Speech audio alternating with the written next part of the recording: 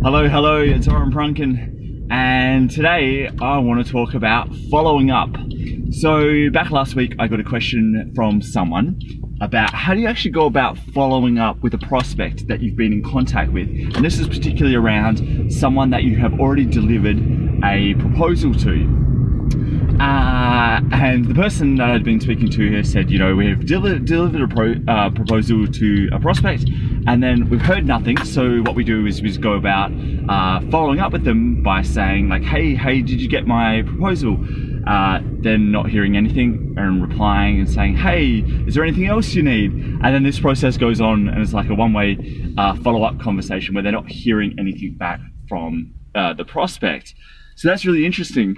And there's quite a few ways you can go about doing this, and I'm only really couching this this response in terms of a proposal rather than more of a commodity priced based product that doesn't have any quoting or anything like that. But it still applies to that as well. So instead of just going out and saying, hey, have you had time to consider what I've sent through? What you can do is, and I learned this from all my days in publicity, and now look, I have gone out over the years and I calculated that it's probably come to over $1 million worth of free advertising from getting placements within the news media. And one of the most effective things that I learned through all of that time was after sending a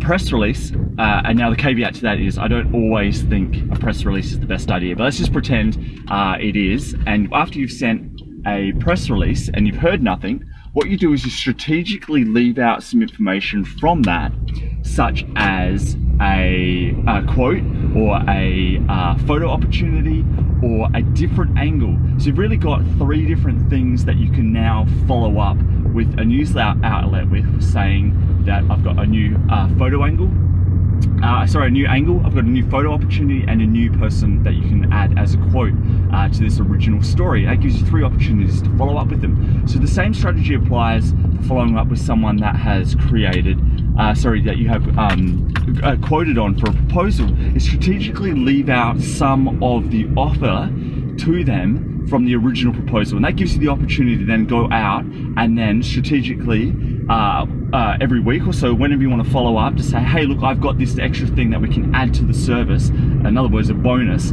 And speaking of bonuses, the same principle applies for all of the launches that I have done. You launch a product, but then when you want to follow up in the launch sequence, you need to have some other reason, just like buy my thing, because they already know what you are offering. People aren't that dumb. They already know what you're offering, and whatever you're offering is not that compelling. Same with publicity, same with proposals that you've created. You just need to add something else to push them over the line, and it usually is a bonus. You have to stack that value in the original offer, because the original offer that you gave them just isn't that compelling. You have to make this new offer way more compelling. So that's the way you do it, is you strategically offer more and more value as the follow-up. Hey, we've got this new thing that will help what our original offer was providing you. They don't reply to that, just keep stacking the offer as you go and go. So that's one of the really easy ways to follow up. And even then, if they aren't responding to your offer, it means the offer's not great and they're not interested.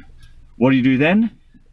You go back to them and you say, look, sounds like you don't have a need, or you don't have the authority to buy, or the timing's not right, you just don't have the budget. So classic BANT style sales. And then you re-qualify them. You say, hey, this is probably not for you. We do have a different product or service stream that may solve the need that we missed. And then you re-qualify them, and then you start them back at the sales process on a different need stream altogether. So hopefully this is useful. You're probably going to be coming up against buying concerns throughout whatever you do within marketing and sales. So I want you to go try this out next time you're trying to follow up. See what happens. Let me know, because I'd love to hear from you. Thanks for listening. And if you like what was on here and want more, please go to orenprunken.com.